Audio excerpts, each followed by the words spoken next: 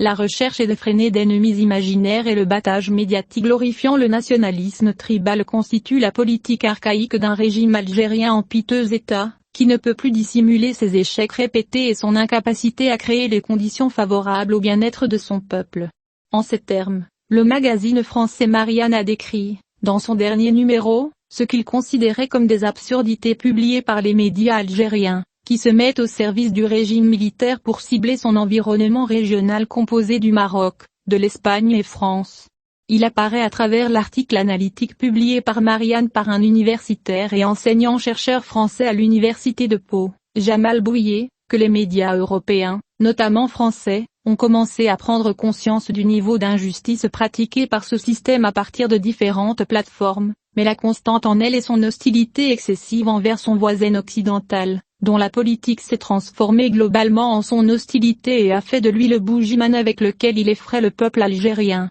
s'expliquant lorsqu'il a rencontré des positions qui contredisent cette tendance chez les occidentaux puissances. Il a emprunté cette hostilité pour pratiquer à la fois contre la France et l'Espagne. Et le même chercheur se demande, dans l'article qu'Express a relu, intitulé Préjugés contre la France et la fermeture de ses frontières. Sous-estimer l'Algérie dans son pire état, et si la France décidait un jour de suivre les traces de l'Espagne et d'adopter le même poste? Et si l'Italie fait de même, que fera l'Algérie? Soulignant que la France n'a qu'à persévérer, sinon l'Algérie n'hésitera pas à convoquer son ambassadeur dans l'urgence, comme cela s'est produit en octobre dernier lorsque l'Algérie a interdit son espace aérien aux avions militaires. La France, avec le rappel de son ambassadeur, après la déclaration du président Emmanuel Macron sur le produit de la mémoire. De son côté, l'Espagne, dont les relations avec le Royaume du Maroc sont récemment revenues à la normale après que le gouvernement de Madrid a reconnu le réalisme et le sérieux de la proposition marocaine d'autonomie au Sahara marocain,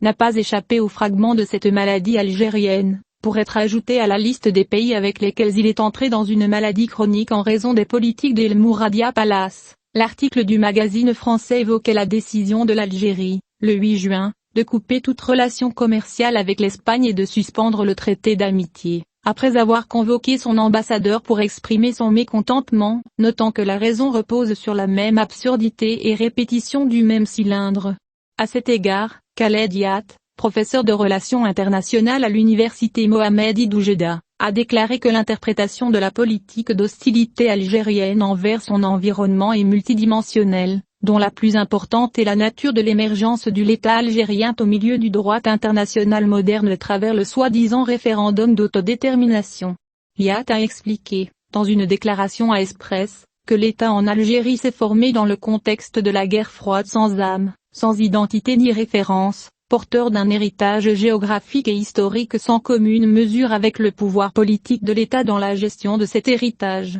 Le professeur d'université spécialisé dans les relations internationales a poursuivi qu'avec l'existence de l'autorité militaire héritée depuis la guerre froide et la survie du système politique à fond socialiste, et malgré la chute de l'idéologie qu'il épouse, la nature du régime et la gouvernance n'a pas changé, ce qui signifie, selon Jamaï lui-même, qu'il y a un besoin international pour que ce système serve certains partis, notant qu'il sert l'agenda du démantèlement et de la fragmentation, qu'il en soit conscient ou non. C'est peut-être la prémisse de l'hostilité. Et le même orateur a ajouté, dans son allocution, que l'hostilité est devenue une doctrine pour le maintien de ce régime militaire en Algérie en resserrant la notion d'hostilité, est basée sur le désir et le besoin de chatouiller les émotions du peuple algérien et leur faire croire que le régime joue un rôle civilisé. L'hostilité supposée envers Israël et les idées nationalistes, par exemple, par le biais d'un marketing interne réussi. Yat a exprimé son manque de surprise face à l'arrivée des étincelles de l'hostilité algérienne et des porte-paroles de son système médiatique pour toucher les pays qui contribuent et reconnaissent l'unité du Maroc,